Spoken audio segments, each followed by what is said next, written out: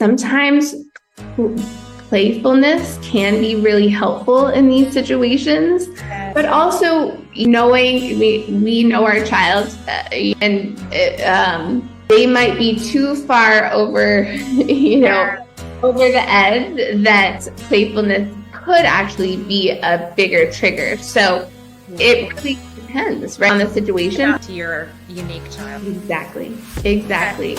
We did here on the Primal Parenting Podcast a whole episode on play with Michael Mendez.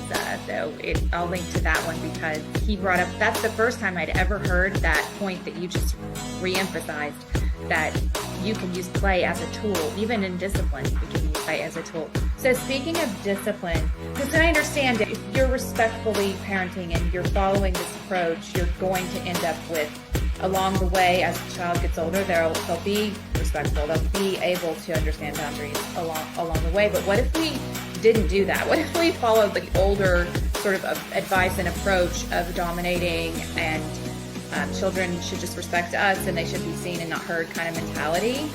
Then how do you handle the discipline aspect of that? Yeah, that's a great question.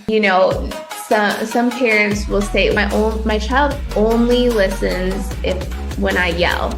I try to ask them and ask them and ask them, in a nice way, and they don't do it, but then I yell and then they do it. And like you're saying, right, if we're in that situation, it's because we've basically trained our child not to listen to us until we get to that point of yelling. Yeah. And so it is going to be a bit of a shift in the dynamic when we're saying, I'm not going to yell. Like, this is when play can become super impactful and helpful.